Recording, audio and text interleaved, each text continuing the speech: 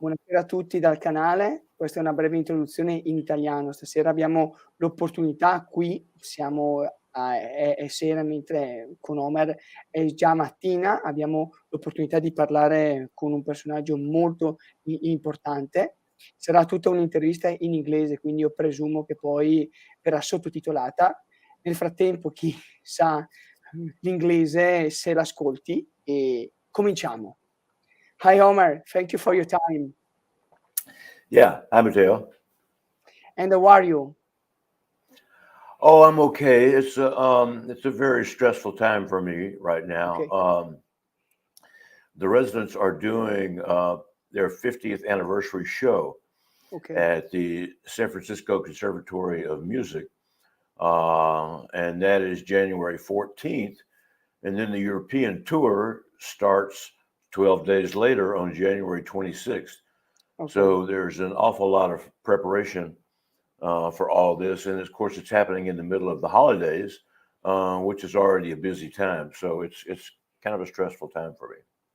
I think that because when you have so many dates, there is a strong time for the touring, for the interviews, and for everything. And thank you for this time for me, because in Italy, residents are very important. For me, are very important. So let's talk about the new release of Residents, Metal, Meat and Bones.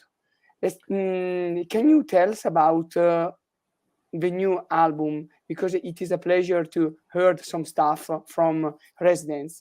Let's talk about, tell us the beginning of this album. Well, it is. Well, actually, at this point, it's not the newest album. Because of the pandemic, things have been so crazy and chaotic and shuffled around. And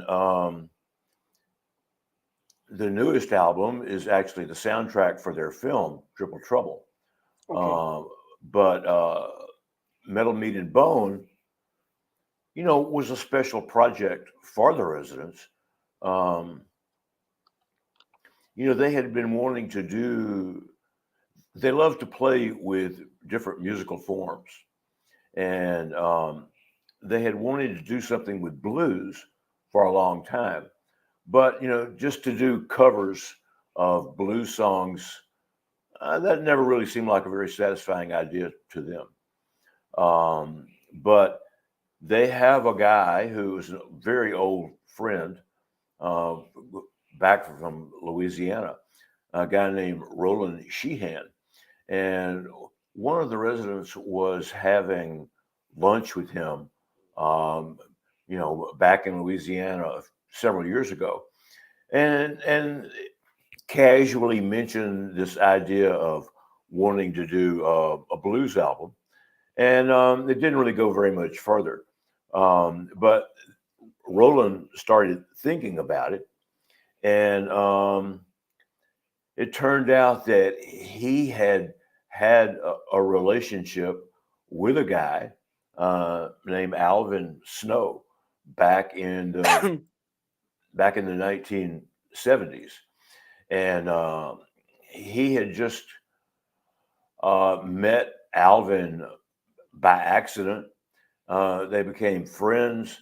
Alvin was walking along the street singing, and Roland heard him and enjoyed his voice so much that he, struck up this relationship with him. And he ultimately put a band together for Alvin, and they recorded a bunch of demos. And then Alvin was a very strange and curious character, and they were about to play a show with the band that Roland had put together, and then all of a sudden Alvin just disappeared, and Roland kind of wondered what happened. He looked around for him, he couldn't find him, no sign of Alvin anywhere, but he still had those demos, and Okay. so after having this conversation with one of the residents, he went back and started searching and found the demos, and then took those to the residents. And their initial response was, hey, well, whatever, a bunch of demos from the 1970s, and they didn't even listen to them for a long time. But then eventually, they did listen to the demos, and they loved them. They thought they were great. So ultimately, they decided to do an album where approximately half the album is the original demos from the 1970s, and then they did their versions of those same songs. And then they were so inspired by Alvin Snow and his music that they did another 5 or 6 songs that were inspired by Alvin Snow. And so that's the album. It's actually a 2 CD set. One CD is original Alvin songs, and then the other one is the Residents versions and the new songs. I think that this album, it is a new stuff for me, because I think that Residents were a great album, a great band, and today is still the same philosophy. I think that today, as you see, the Residents music, can you tell us about their evolution from the 70s up to now? Because if I have to choose some albums from Residents, I choose my favorite ones. But in your opinion, Omer, which is the classic evolution from the 70s, like Meet the Residents to commercial album? The evolution is very big. What you think about it? The changing of sound of this band of Residents. Well, what is your opinion in the changes of Residents? Well, there are 2 primary factors to me that influence their changes, and one is technology. The Residents have always been, near at the forefront or near the forefront of technology as it has changed, and they've always embraced new changes and brought that into what they did. Originally, that was multi-track recording, and so they had a very early stereo recorder that allowed you to do the 2 channels separately, and then 4 channel, 8 channel, 16 channel, and 24. Then everything jumped over to digital. But the other factor is really growth and maturity. People change over the years, and the Residents no longer have the sort of incredible high energy of youth that they did 50 years ago, but they have a sense of maturity that, from my point of view, easily compensates. Life is all about change, and yes. As certain things don't work so well anymore, then there are new opportunities that come along, and that's very much the way I see the Residents and how and why they have changed over the years. I agreed with you, because I'm thinking that the life have most of the changes in the music and in everything. And my question was very important, from the 1972 to 1980 with commercial album. But your career began with Resident in 1969 as a collaborator and friend, later of the Cryptic Corp. I want to know, it was my curiosity. Tell us how the birth of this album, Third Reich, rock and roll, first press, and for me is very important, and I love it. But it created in 1976 so many problems with the censors.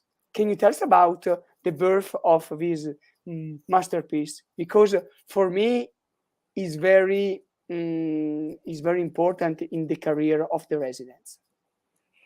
Well, you know, the Residents at that time, you know, they have always listened to a lot of music from different Yes. sources, and at that time, one of the more popular things, you know, from a more avant-garde or a more out there perspective, was what in America what they call krautrock.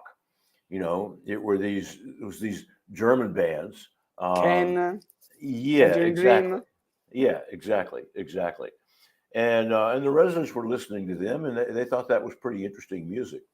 So they had this idea of, okay, what if we tried to take some of those same ideas and values, but then make our source material American garage band music, and then run American garage band music through the filter of krautrock.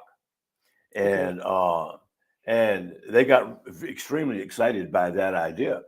And so ultimately, that was what it was all about. If you look at the cover, that's what the cover is all about. Um, yeah, and Dick Clark. Dick yeah, Clark. Dick Clark as Hitler, and you know, and also too, they're making another statement at that same time about how they felt like rock or the rock beat was having essentially a fascist effect on music overall, and I think that was incredibly uh, smart of them. That observation was true, and ultimately, all music did become rock, one kind or another. If you go back, you know, a few years before that, you listen to like country music, or you listen to jazz, or whatever, or gospel. You know, all these things, all these forms were very different, but they all kind of came together over more or less a rock beat, because that's what was commercial. That's what people bought, and that sort of came together with mass media. Uh, Mass media being what brought that sound to people. This is an extortion situation, because I think that Third Reich, rock and roll, from the front cover and from the music, there is so much inside. And krautrock is very present in this album. I don't understand, for me, because I listened this album so many times, but the krautrock wasn't in my mind. But now you tell me, and for me is another thing to think about. How huge is the music of Residents? Because I think in 1976 there was so many problem with this cover, because Nazi was not in the point of view an ideology, but I think it was a laughing thing, because if you see behind, why do the Residents hate the Beatles? And in this case, we have to talk about, but it will be a long interview. why the Beatles inside, because in the remaster pre-reserved, I listen Beyond the Valley of Beatles, and I think that the Residents was very in my point of view, the Beatles was very important for Residents, or I say a bad thing. Well, the Beatles were important for the Residents. I mean, you know, the Residents, from a promotional and media point of view, are four, and the Residents felt like, you know, that was the appropriate number. The Beatles created the template, and so, you know, there have been a lot of different people that have played with and have collaborated with the Residents over the years. But, you know, the official face of the Residents has always been four, and it always will be four. And that's a lot because of the Beatles. But also, too, you know, the Residents were very impressed a lot with how, you know, I spoke of earlier about the Residents changing and maturing over time. And if you listen to their music, you can certainly hear those changes. But, you know, they also felt that the changes that the Beatles went through over the 10 years of their existence, they found, you know, quite profound in a lot of ways. The way they sort of grew and changed as a group, and the way they experimented with different sounds. You know, if you hear the White Album, for instance, there's certainly things on that that are so incredibly radically different from the early Beatles pop songs. And and you know, there's nothing wrong with the early Beatles pop songs, but it just, the statement is more about how they changed and grew over that time. It is an important for me answer, because Beatles was very important for all the groups of the 70s or the 80s. But now I want to ask you, Ralph Records was a hotbed of new talents. I remember people and bands like Chrome, MX80 Sounds, or Tuxedo Moon. I want to ask you, what memories do you have about this time? I mean, groups that was in the important philosophy of Residents. Why, in the certain point of the 70s, Residents have to produce new bands like this album? That, sorry, for me, it is an important compilation. This is unimportant. Yeah. Let's tell me the philosophy of Residents to produce bands like Chrome or Tuxedo Moon. In the case of Tuxedo Moon, I think that Tuxedo Moon begin with post-punk, and later they begin to have pop songs. But Chrome and MX80 Sound was very near with the philosophy of Residents. What are your memories of Ralph Records? Well, you know, that version of Ralph Records was very much a product of the Cryptic Corporation. Yes. The Cryptic Corporation was founded, formed right around that time. And the Cryptic Corporation,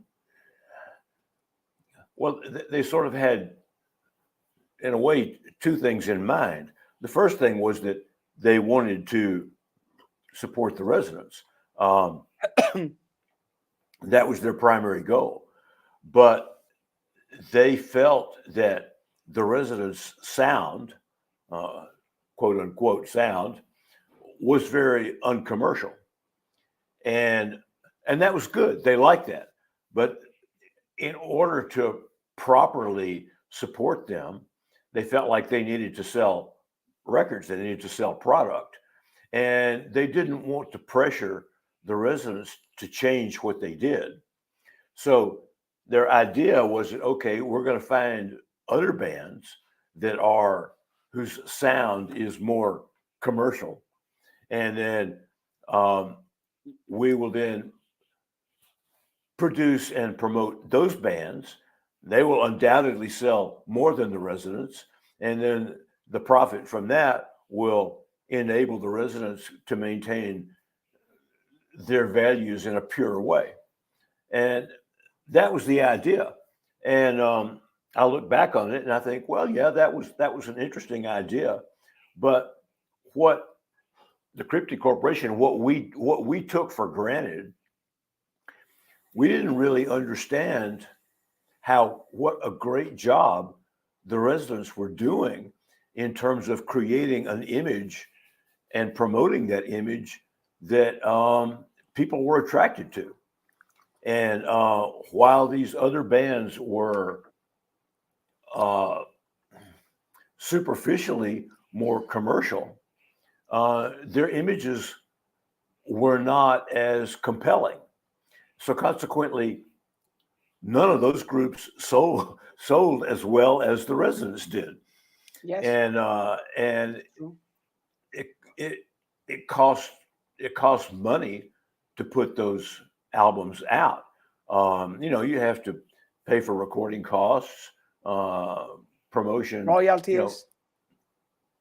So ultimately, on one hand, it was a very successful experiment in terms of supporting and putting out some really interesting music. On the other hand, it was not very successful in regards to its original objective, which was to, make more money to support the residents. I think that for me, it's a piece of art. If you see the Inner Slave, I don't have to tell you, because you was the chief of the graphic. For me, only to see this thing, and behind the first experiment to be commercial, or official buy or die. I think about the situation that the residents were very important in these days for the commercial things.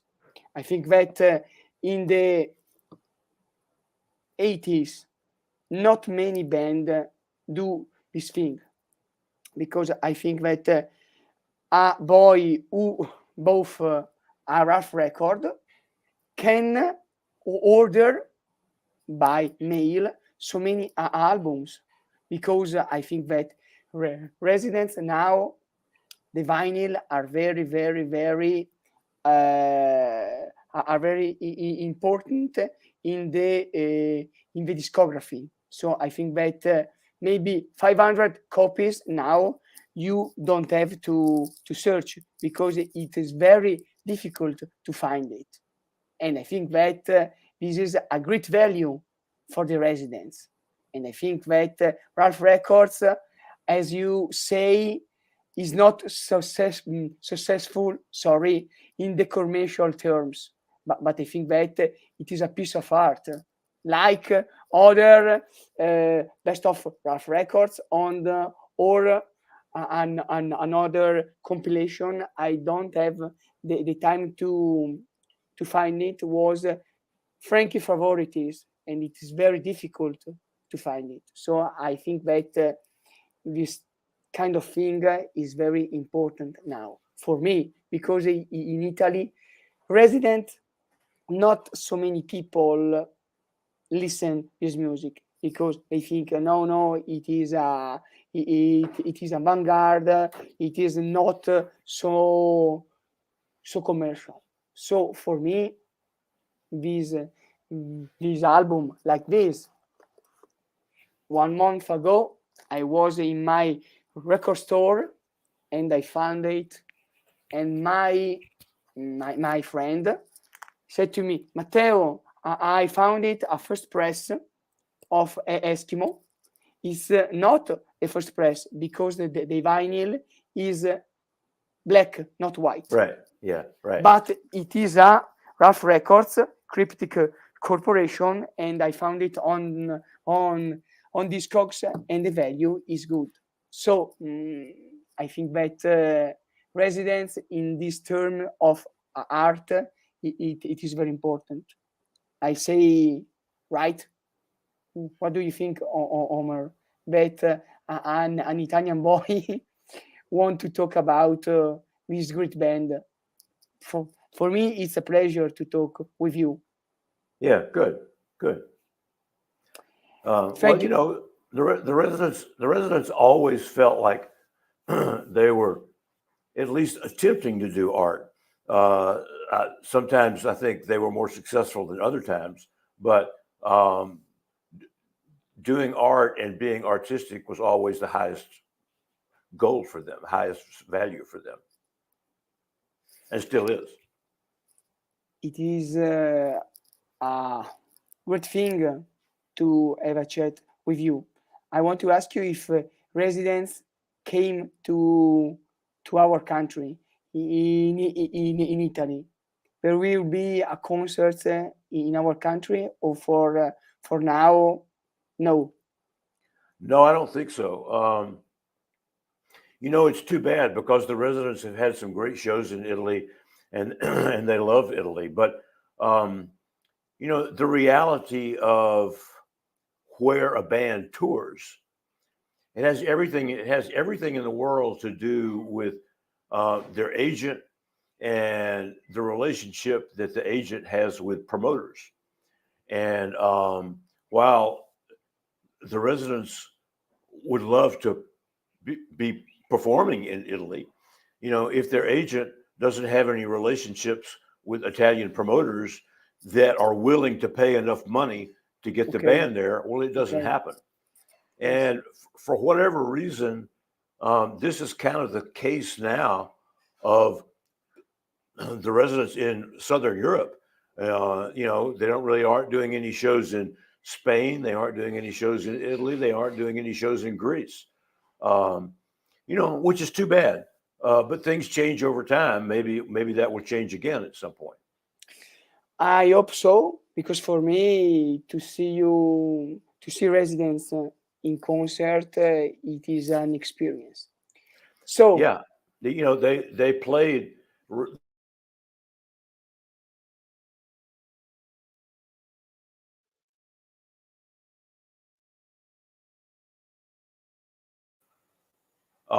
And it was a club. The club was sold out. It was an enthusiastic audience. And then they didn't play Rome again, you know. So go figure. The business part of it has always been kind of mysterious to me, almost as mysterious as the residents. it is a pity, but we have the records and residents that will be forever for me and for the other people. Thank you Yeah, for your and time. yeah, no. Thank you, Matteo, and I hope this interview doing what you want. But for me, for my channel, it is important to bring some people, for instance, Italian people, but English people. But I want to do these interviews for the people and for discover good music, not bad music. Yeah, Because sure. now Yeah. we have surrounded by bad music. Yeah. Well, pop music's not in a very good place from my perspective these days. There's a No, lot of interesting music being created, yes, but you have to dig around to find it. You're not going to get it on yes, the radio. yes. The mainstream and the resident was never be mainstream. There was great band, and for me, still they will be. Yeah. So thank you for your time. Yeah. And happy New Year. And ciao. Yeah. All right. Ciao. Bye bye. Bye.